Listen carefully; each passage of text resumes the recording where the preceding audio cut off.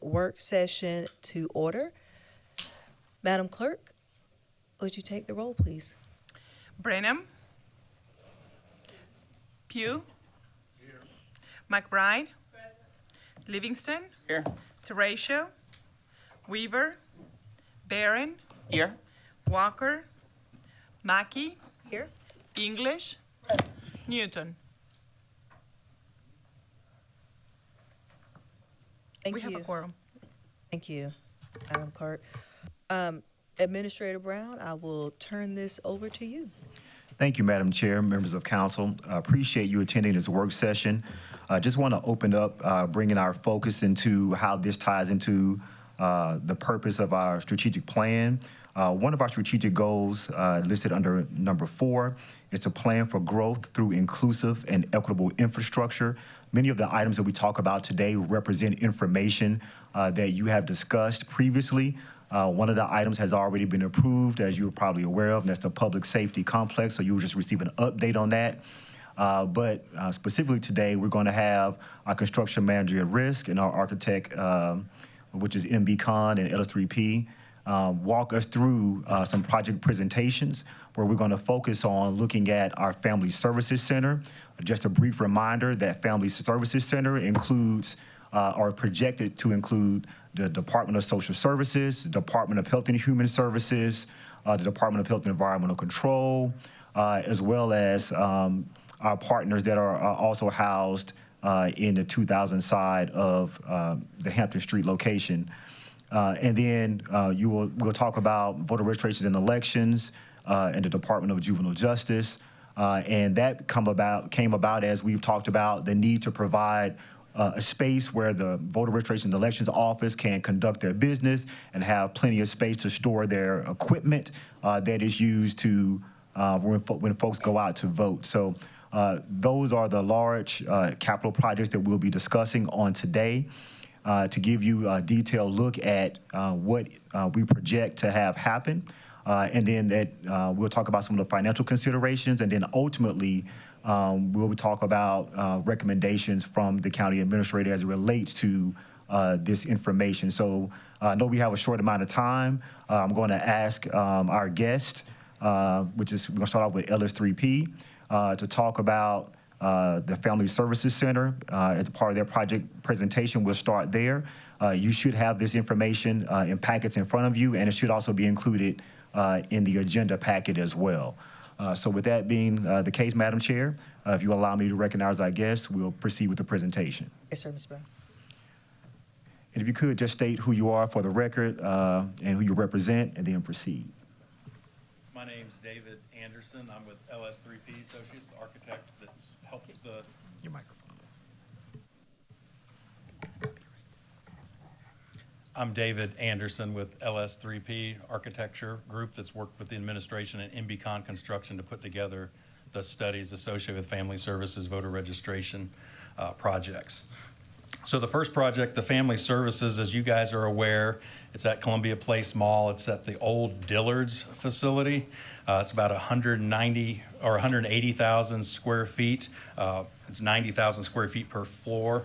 So one of the first things we had done was we met with DHHS, DSS, DHEC, and Well Partners, and really delved into the program in terms of all the programmatic needs of the spaces and the room sizes and everything, and started to look at the development of the plan, make sure it would all fit within the proposed facility. And so we've done that, and from a site logistics standpoint, we began looking at the building in terms of its location, as well as where the entry portals may be. The image in front of you, we're showing a entrance for the public to the east side of the facility, consolidating that into a single entrance that could be secure as a single point of entry, and then flanking the north and the south sides with staff entry points. Also separating the tuberculosis clinic so it would have its own entry without commingling with the public and the staff that would be coming into the rest of the facility. And also a service entrance that is existing, and so taking advantage of that and the existing service elevator. And so part of looking at the entry to the building, we really wanted to get some input as to some options we had put together for the public entrance side of the facility. Currently, there are no windows in the building. It's just a big box.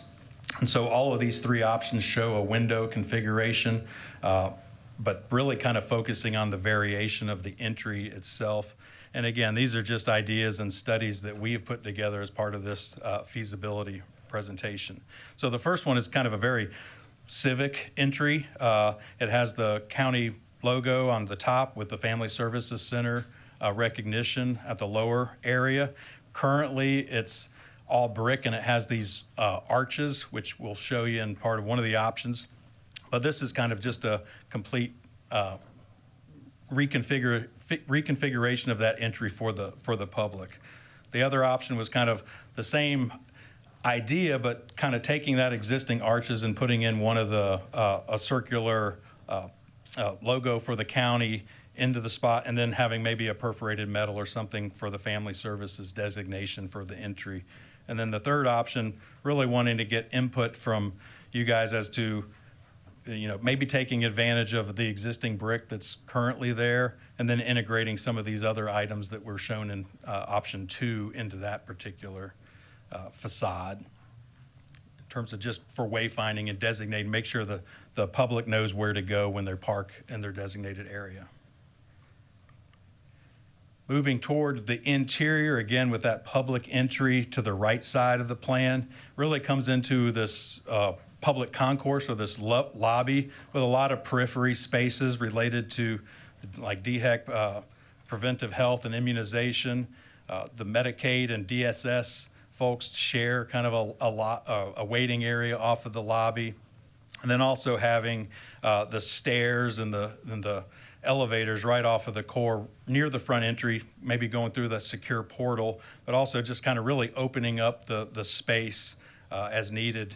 And then to the far left, you'll see kind of the offices for DSS and for the variety of services that are provided as part of that particular department. And also having that secure child entry on the south side for the event where someone has to bring a child at any time during the day, which we know is unfortunately something that has to be dealt with sometimes. And then, given the fact that this building doesn't have a lot of natural light, we really wanted to explore some opportunities to get natural light deep into the building. This particular plan shows the roof plan on the right, where we propose some skylights, and then even on the second floor below that, some light wells. So really you get natural light into the second floor space with skylights, and then it goes all the way down into the lower area for the staff, just to make sure even as they're deep into the building, they have that access to natural light, which is a great amenity, and it helps with the overall environment. So here's some images of what those skylights and spaces could potentially be. And so coming back, kind of looking at that public concourse, we know that there's a lot of opportunity for graphics. Obviously, as part of a study, we don't get into a great amount of detail, but we highlighted a few areas where putting some environmental graphics and welcoming the community and making it feel like it's part of the engagement they have with this facility. And this is kind of a very bland or stark image, but it tries to give you that three-dimensional feel of the space. This is like when you come in the front door to the public entry. You have the stairs to the right, potentially elevators to the left, and those windows and doors in the background are really the access to the waiting room for DSS and DHHS interview spaces. And as part of that, as layers, and we've worked with MBCon in terms of putting together a cost estimate, so we've kind of showed images as to what may be appropriate for a facility like this, knowing that wayfinding and circulation is very important in how you might treat the elevators and the stairs, as well as the entry portals to all the different departments. There's a lot of waiting areas and spaces that the public will need to engage. So how do we differentiate those and make sure it's clear from a wayfinding standpoint? And again, with some environmental graphics, this is an example of kind of what we had put together for the 911 or the public safety complex, just as some ideas and options of how the walls can engage the public or in the staff areas. as well as other types of graphics that may be more soothing or appropriate for a variety of the waiting areas through the spaces, whether it's as part of the preventive health and immunization waiting area or the DSS and DHHS waiting spaces.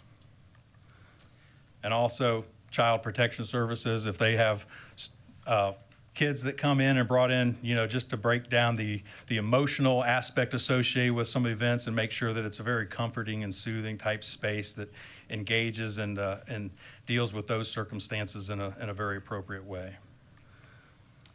Looking at the second floor of the space, we kind of stacked that public concourse, or at least in this concept plan.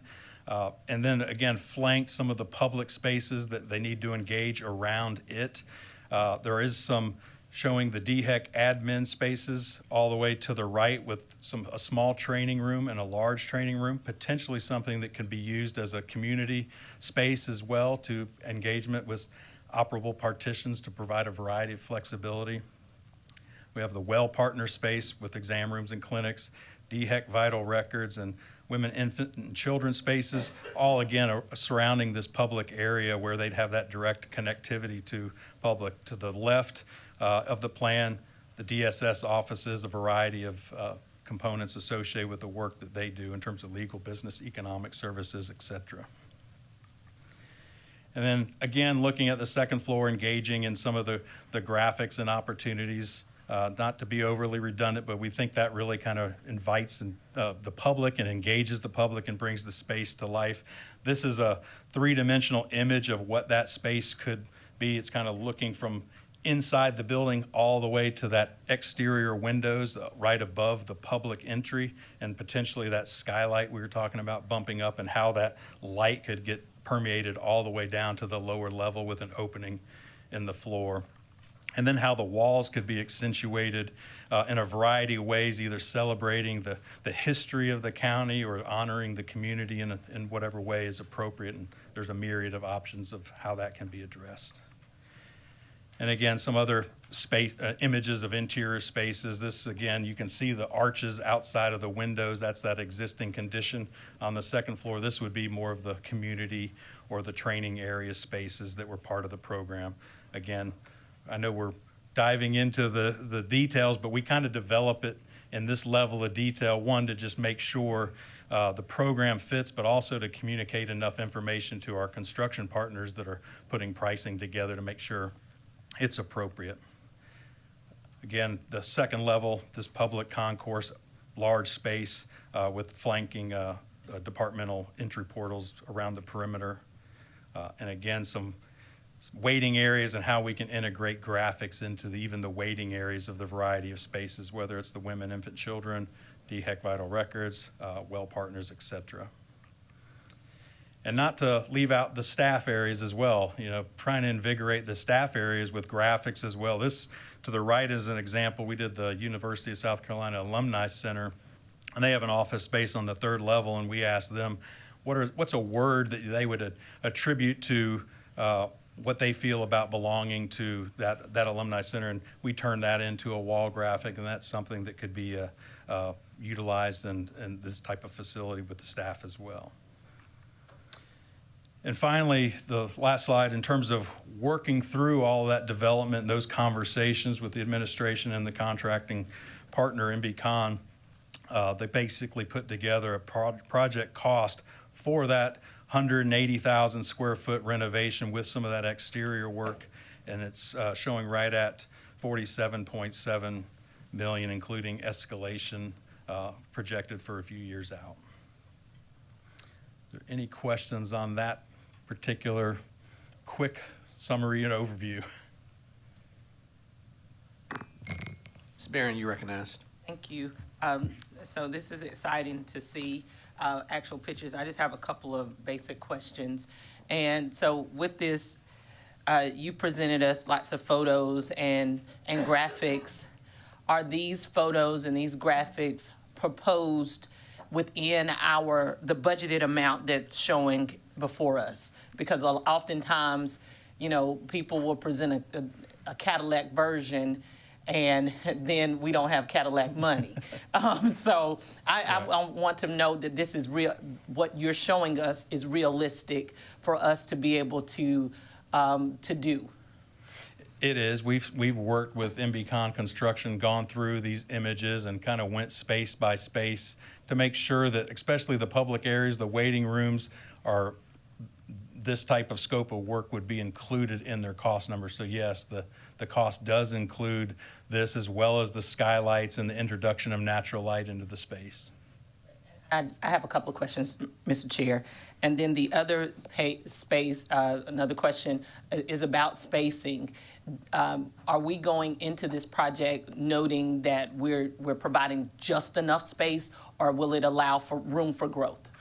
Yes, when we reviewed the program, we got information as to what you currently have, but also looked at projections out for 20 to 30 years in terms of potential additional spaces. And we actually, on the second floor, even have a future or a flexible space allocated programmatically that doesn't have anything assigned to it, just so there's another growth opportunity as well. But yes, we did look at future growth of all the departments.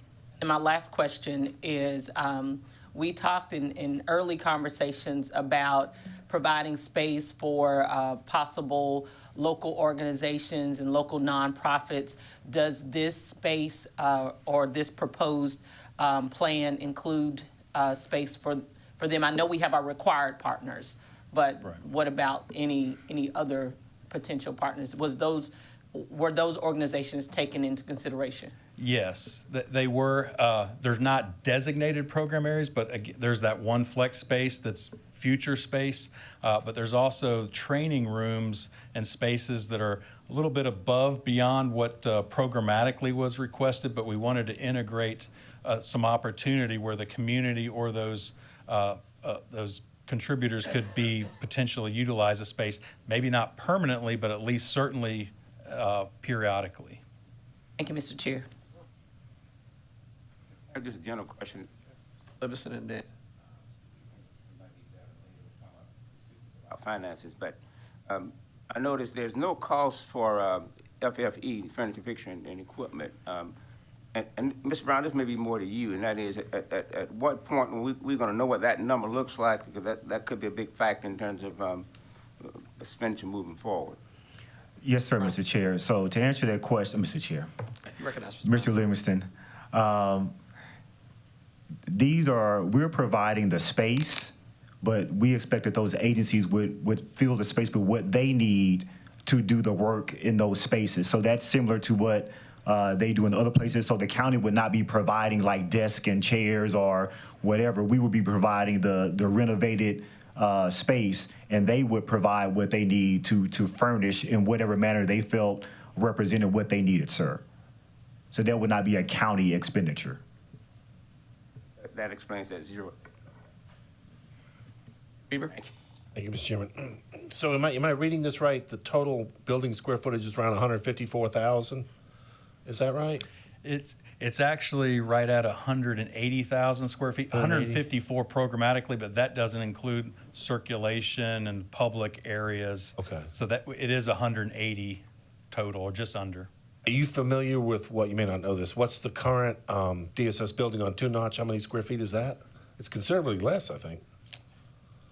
Yes, I'm not familiar Okay. with the exact We can square find that footage out. of that, Okay. but And I'm sure I can do the math, but do you know offhand what's the price per foot if you take the 47 million divided by 154? I might ask you guys know that offhand? And I can do it myself. I know Yeah. you might just know it off the top of your head. I was just looking for a price per foot. Right. Excuse me. You Madam Chair. recognize, Mr. Thank you, Mr. Chair. Mr. Weaver, it's about $260,000 to $265,000 a square foot. I mean, $260,000 to $265 a square foot. 262 to 265 per foot. Okay. Fantastic. That's it. Yep. Thank you. Thank you, Mr. Chairman. Councilman. You recognize, Ms. Mr. Chair, I just wanted to say that you all know how long I've been waiting to just see this part of it. So I'm very happy with that. And yeah, it's a happy moment right now. But you know how we value our people we show the value, how we value them and how we treat them in the facilities that we serve them in. So it's important to think about costs, but it is also important to think about the significance of what's being done and the need for it. And I'm glad that I was on several meetings with DSS staff and others as they gave their input. And I'm glad to see that their input was taken into consideration. The final thing, sort of following up on Ms. Barron, is that, and we've talked about this, facility and space, and you probably have some, that for workforce development, training, even soft skills training, that the place will be right there, almost like a one-stop shop. And those are other things that we have discussed, and making space available for that type of training, as well as meetings for our communities. Because I think the community needs to understand the issues that are that we're dealing with in this family service center. So thus far, I am very pleased with the plans, and I just hope that council continue to take under consideration the importance of what's being done and look at the budget. Don't be just so budget stricken saying that we can't do this. We have to do what is needed to be done. So thank you. Else from the body? All right, continue on. All right. The next project we did some preliminary studies on, again, working with MBCON and administration, was the voter registration and Department of Juvenile Justice office area proposed location.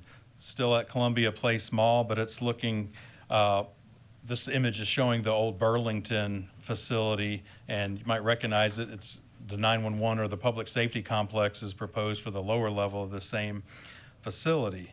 And so this particular building, the upper level only, is about 66,000 square feet. And as we started looking at it, the only connectivity to parking on the upper level is to the left of that landscape berm that's kind of running north-south. That's a steep topography drop-off. So we were showing voter registration public entrance to the left of that one portion of the building that bumps out, DJJ public entrance to the far left corner, and then staff entrance really at kind of the knuckle of the two, both for DJJ and for the voter registration folks.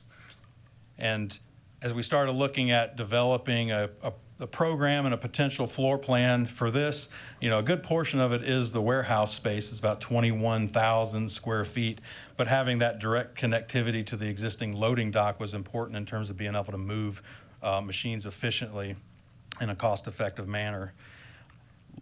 Diving into kind of more of the program space kind of north of that warehouse, the voter registration and training area, again, has the entry into a lobby adjacent directly to some flexible training or conference space that can be subdivided as needed. And then south of that into the administrative area, kind of more of a controlled space where it has currently 24 open workstations shown, as well as 14 closed offices and support space, break areas, and workrooms for the staff. The Department of Juvenile Justice, shown kind of in the pink color. Again, it has that entry to the far left represented by the yellow arrow, comes into a waiting area and reception. Directly off that, a small and large conference room, and then a more access controlled area as you get back into the 18 counselor offices that are associated with the program, as well as some administrative spaces. And so that was a kind of a study we have done to see how exactly those spaces would work on that upper level. And this particular project, the cost number that MBCON has put together for us is about $13.12 million for that 66,000 square feet. There is some support space on that upper level that is dedicated to 911 below that helps serve that, that's completely separated. So this particular plan, if you will, doesn't necessarily take up that full 66. If you add those together, it's roughly just over 54,000 square feet, attributed to that $13.12 million number. Questions or comments from the body on this specific item? Ms. Barron? Yes, I have one question, and I just need someone to remind me how DJJ became a part of this project? Because I don't remember. Mr. Brown? Sure. So the second floor of that facility was actually anticipated to potentially be a forensics lab. And going and looking at the cost to do that, it was well beyond what we could do. So we spoke with the sheriff, made him aware of that. We are looking for other additional spaces that may be more appropriate than a second floor of that building. And in the meantime, we had voter registrations and elections issue that you've been looking at too. And then there's another, there are several state agencies where we provide spacing for. And so DJJ is in a space right now where they have expressed concerns about just the condition and the term of the facilities. And so it was another opportunity for us to address another area that we were going to have to address at some point in time. And so it wound up fitting really well. And so that's why we did that, because it's another space that's going to eventually come to you. And so we thought, why not go ahead, let's see what it would cost us to do to solve this issue. And so we presented to you a solution to resolve both the voter registrations and election issue as well as the DJJ issue that has not come to you yet, because we're trying to get in front of that as an issue.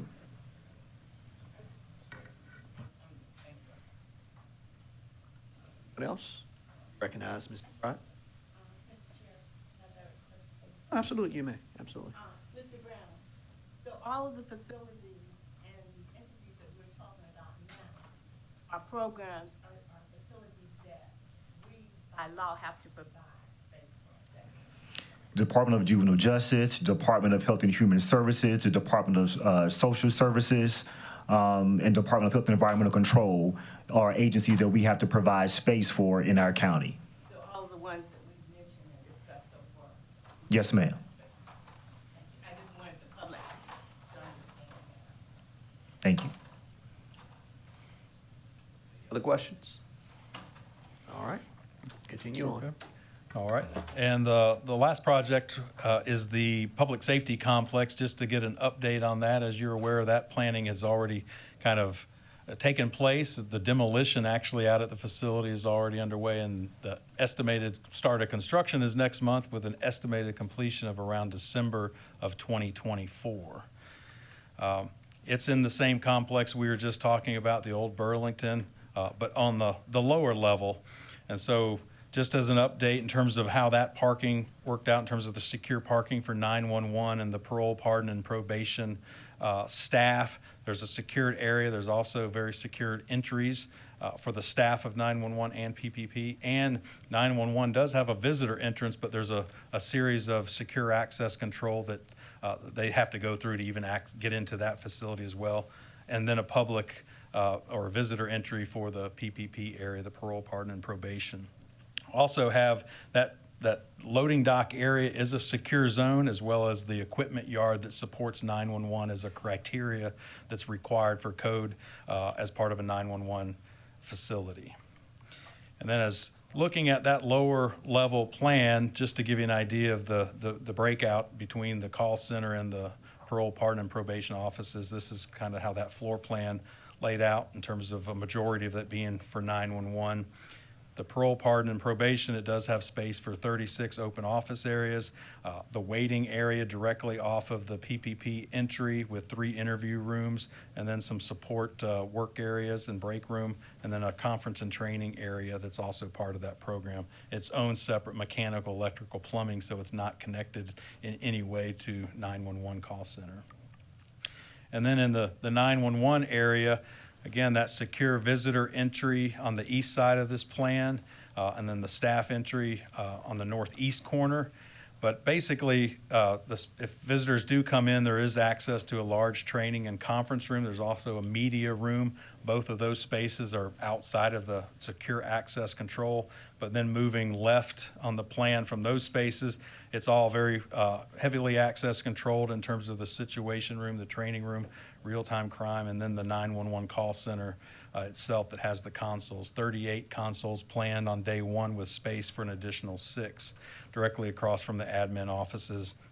And then IT data room that's dedicated to 911, as well as support workspaces. And then the amenities for the staff for those spaces that obviously they work through some stressful situations 24/7. So a nice break room, some locker area, and even a fitness center to support their day-to-day activities. And then a few images, just I'll kind of walk through. The first one's coming into the building, into the main public reception area. This is the kind of a hallway looking down to where the training room and the media room would potentially be, just so as there is visitors, they could be guided down this particular corridor. The media room, just something set up in terms of a space where potentially information needs to be conveyed to news media to get out to the public or just to update on events.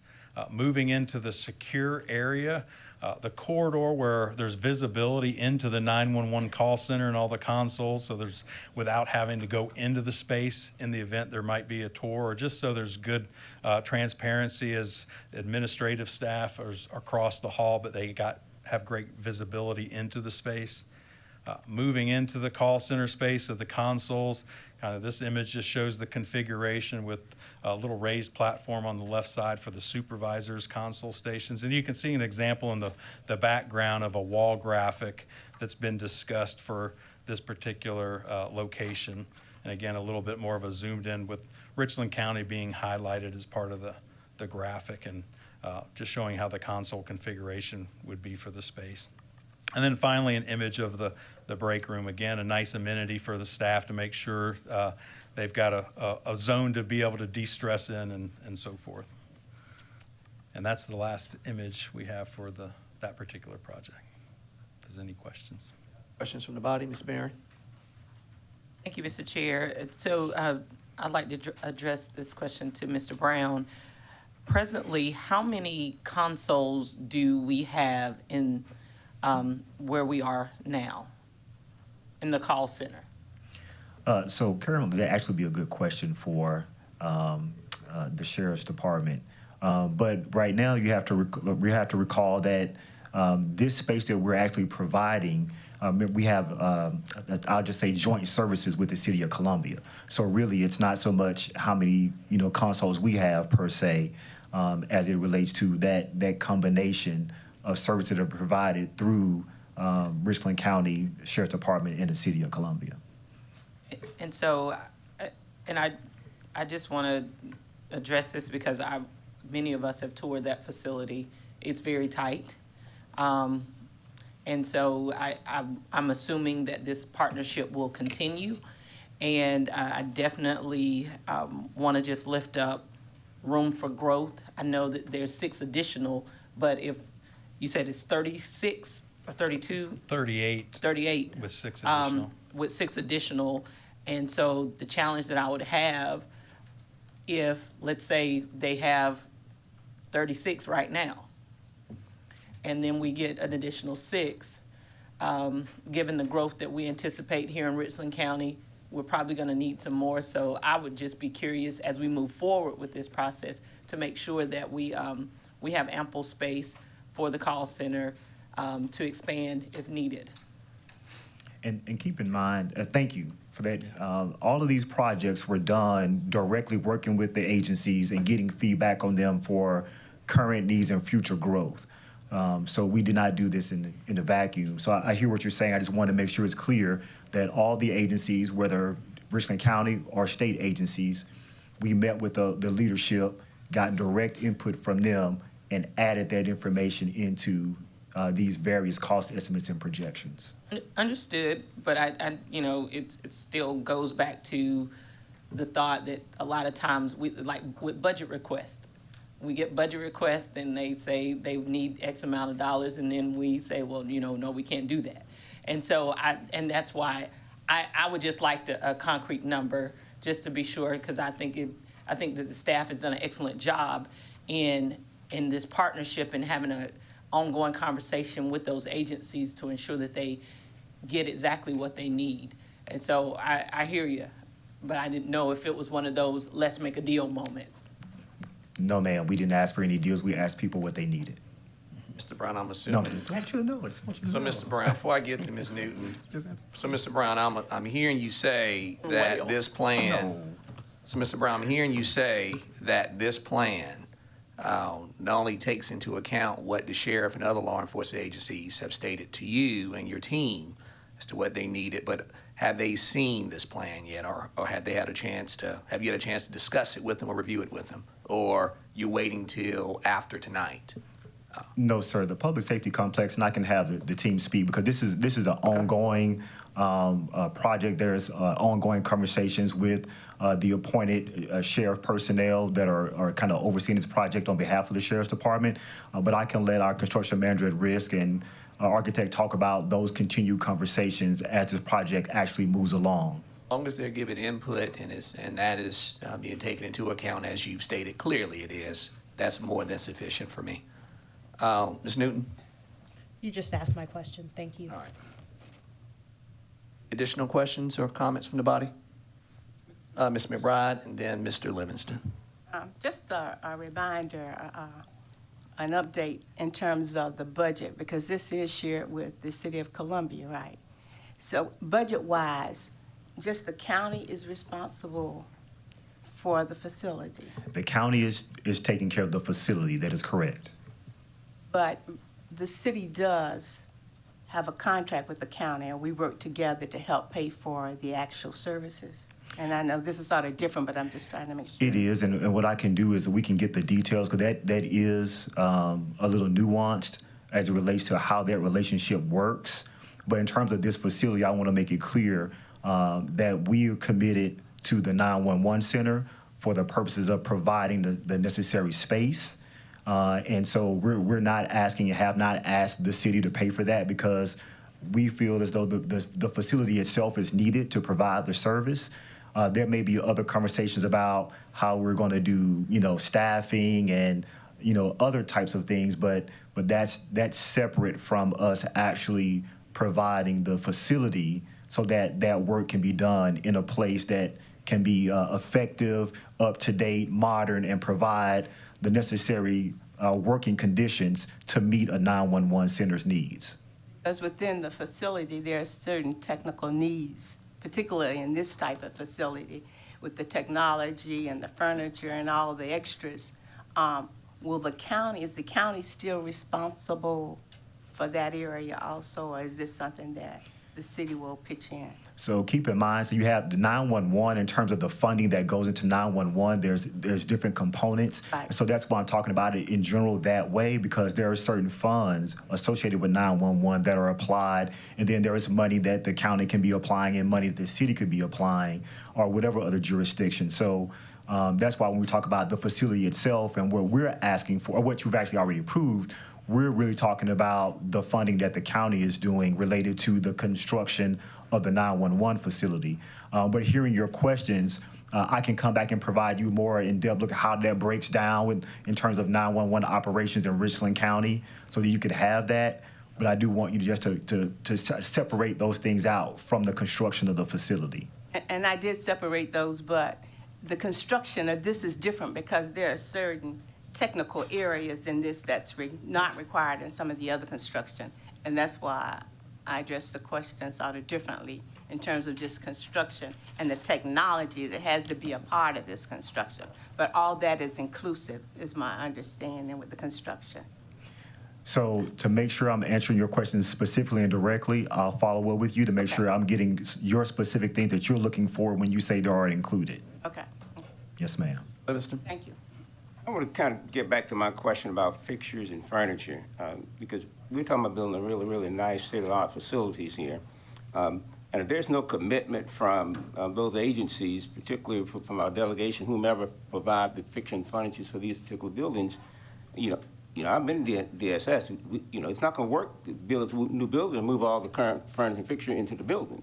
So I think we need to have some conversation with somebody, with those agencies, talk about, what's going to be that need and what will be their commitment to dealing with fixtures and furniture, because I think that's going to be a big issue. Mr. Chief. Alongside the operation, the cost too. Recognize Mr. Brown. Yes, sir. So this is not the first sort of type of this facility that's been built. And in those instances, those agencies provide the furniture and the fixtures that are needed, and counties may construct the space. So the first step for us is to get the council to make a decision about funding the movement of this project. The second phase of that is going to those agencies saying the county has agreed to move forward the construction of the project, and then lay out the details of, what they will be doing and what we will be doing, which is, again, very much similar. And I don't want to necessarily say everything apples to apples, but we visited as a way of looking at how this is done, Charleston. So that would be an example of where you're looking at a similar type of process that we're going to undertake here. So I'm not recommending that we say that we're going to pay for the furniture and fixtures when that's not something that the county typically does. You answer my question, just so long there's conversations about it up front, All right, we only have about 16 minutes left, and so I would like to get to number 4 on the agenda, which is the financial considerations, assuming you don't have anything else to present. Nope. All right, That's it. thank you. Thank you. I'm sorry, before you begin, Ms. Thomas, Councilwoman English? I just want to share in Ms. Councilwoman McBride's joy in seeing this come to fruition. I know it took a lot. I am ecstatic and extremely proud of this council, just for making the decision, but for the staff for carrying this out. I am so excited, and thank everybody for the work that's being done. We hadn't voted yet, Ms. English, so we say we proud, but that could change on a dime. I don't know. Mr. Pugh? Absolutely. Thank you, Mr. Chair. I want to echo the same thing as my colleagues. This is a great opportunity for us to move forward and help I hate to say less fortunate, but help those that need those Department of Social Services,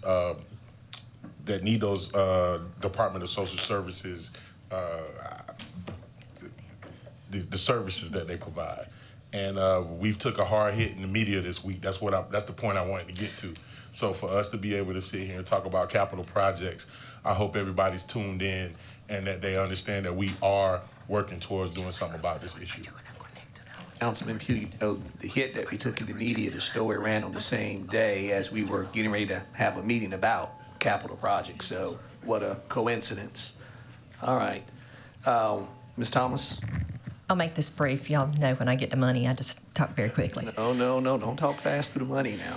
So first and foremost, let me remind everyone that back in 2021, we issued a bond for the 911 center. So that project is funded. We issued the bond, it was in 2022, for $40 million. The actual price of the project became a little over $47.8 million. But we were able to piece these things together through some funding that had been allocated previously, some grant funding, and then, of course, the South State Emergency Management and Emergency Telephone Department does reimburse for some of these items. So this project is funded. And we're pleased to say that construction will begin there very shortly. If you haven't been out there and ridden around, you'll see that there is nothing left in that building at this point in time. So in looking at a financing proposal, the most important things to look at are the uses of funds and then how you're going to come up with those funds. The first thing listed there is the Family Services Center. There is a 3% cost escalation clause in this. If we move quickly, that may be a little bit less, but on the outside, we did say that this would be the $49.1 million. The third line there is the voters registration and election, which is your 13.5, and there's the same caveat with that. We have allocated or requested allocation of $25 million for continued improvements in Alvin S. Glenn Detention Center. Some of the known priorities that we have there are plumbing repair and replacement that we estimated about $8 million. We still have another 16 housing units to upgrade that we estimated about $4 million. We have security upgrades and camera system upgrades that we're estimating somewhere in the neighborhood of about $5 million. A new jail management system at about $600,000, and an attorney visitation area and the associated security and needs there of about $6 million. While this doesn't come to the full $25 million, what we found is if any of you have repaired a home, you know that as soon as you open the walls, you find things that you had no idea were hidden inside. And this does not represent all of the funds that may be needed at this facility. This is just what we're thinking that we can actually spend at this point in time. It's not wise, in my opinion, to borrow funds where you may sit on them, pay interest on them, and not be able to spend. You might be better off to come out later and borrow more money or to look at some other alternative. With regard to the sources of these funds, if you all recall through the ARPA allocations for the DSS or Family Services Center, you have already allocated $17,480,389. We're proposing that we would issue a general obligation bond for $71 million, and this is a total of $480,389. The difference there is for your issuance cost on your bonds, and if there were to be any savings there, of course, it would be wrapped around into the bond proceeds. Of course, we would come to you all with an ordinance for this. This ordinance would require 3 readings and a public hearing for approval.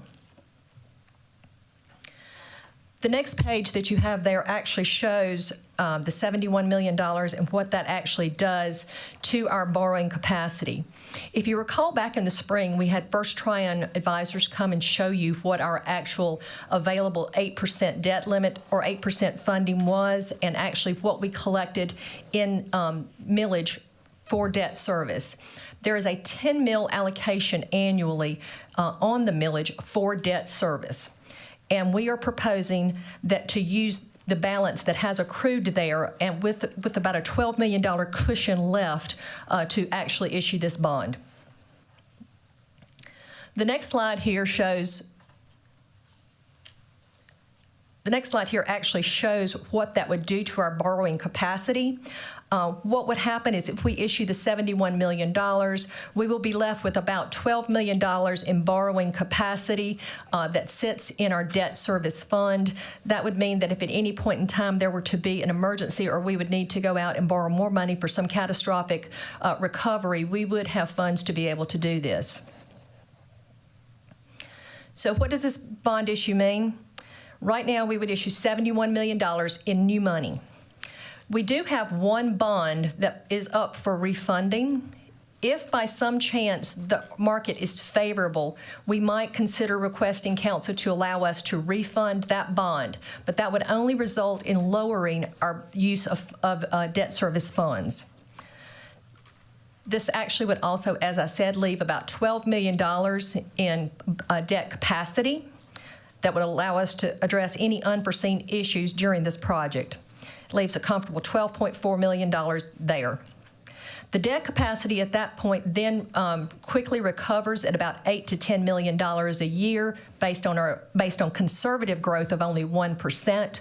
We anticipate and have seen historically 3 or more.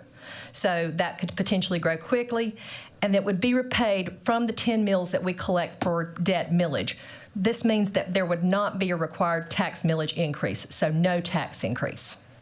Mr. Chair, You recognize Ms. may Newton? I ask a quick question about that? Yes, you may. So just for my information, we talked about during the course of the project, when you look at the time period during which we would have that $12 million of capacity left, what are the approximate years that it's the 12 million before we start adding to it again? In the first year, you would have 12 million. In the following year, our estimate is that you would have about 21 million. So you would start to increase the following year. Gotcha. So it's just the 1 year that's 12. Yes, ma'am. Thank you. Thank you, Mr. Chair. Thank you, Ms. Newton. And I will say that the county repays debt quickly. We had some shorter term bonds, and those will be paid off as well over time. So in about 3 years, you could have approximately $40 million to be able to go out and do another project somewhere and still leave yourself a cushion. Livingston. I'm sorry, Ms. Livingston. Ms. Newton, finished? Yes, thank you. Now you, Mr. Livingston. Ms. Thomas, so the annual mill that we'd be paying for the debt would be 10 mills? We actually we have 10 mills that's collected annually for debt currently. And that's gonna be enough to pay off the new bond? No, sir, it won't just pay this bond, it pays all of our bonds. This bond actually. Okay, so it covers any other outstanding bonds too? Yes, sir. That's what I was getting at. Okay, Yes, sir. yes. It covers all of it. Oh, that's good, okay. The timeline that we would be looking at, if there are no other questions. You on, Ms. Thomas? Okay. The timeline that we would be looking at is, of course, we're having this work session now. If not before, the administrator would request council approval for a nomination to proceed as recommended in the work session. We would have the first reading of the bond ordinance on October the 3rd, second reading on October 17th, along with the public hearing. November the 7th would be third reading of the bond ordinance, and our closing date for the bond would be somewhere around December the 15th. On the construction timelines for these projects, if we follow this process, if we do approve the Family Services Center, we'll issue as soon as possible an RFP for the design build of that facility as outlined in the floor plan. Formal architectural and building plans for voters' registrations and elections would begin immediately, and estimates for construction there would be 18 to 24 months. Construction at the public safety complex will begin in the coming weeks and is estimated to be complete by December 24, with occupancy by June 30th of 2025. Voters' registration and elections is estimated for occupancy on or about January 1 of 2026. And the Family Services Center timeline would be yet to come, because we would have to issue an RFP for a design build there. And I'm happy to entertain any questions. Questions from the body? Comments? You recognized. Thank you, Mr. Chairman. Ms. Thomas, one question on page 53, current projects, the public safety complex. You say cost will be $47.8 million. Balance will be paid from SCEMD. What is SCEMD? South Carolina Emergency Management Division, they have a division that actually supports the emergency telephone system and provides for certain equipment to be reimbursed at 80%. So that's money from the state? Yes, sir. Okay. I apologize, Councilman Weaver. I meant to say, Councilman Weaver, you recognize. Oh, I did make a note of it, Mr. Chairman. Thank you. Charge it to my head, not my heart. All right, you recognize, Ms. McBride. Yes, so, voters registration and election,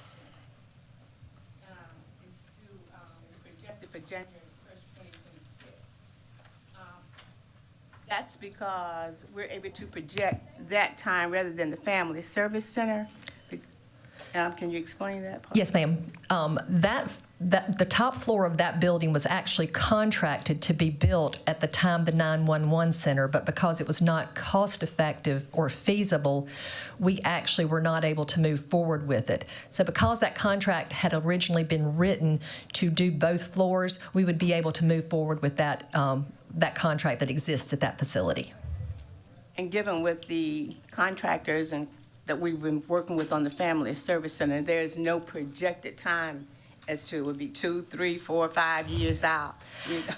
No, ma'am, but I hope it's not going to be 5 years. There is not a projected timeline. The sooner we can get an RFP for a design build is typically the most effective and efficient way to get a building built as quickly as possible with the best results. So once we were able to do that, we would begin with architecture, depending on how long it takes to actually take the drawings that we've had done, put those into architectural drawings, and then move forward with construction. We could potentially be looking at 36 months, I would estimate, but I could be very wrong. Okay. I won't ask any more questions, Mr. Chair, because I know we need to move on.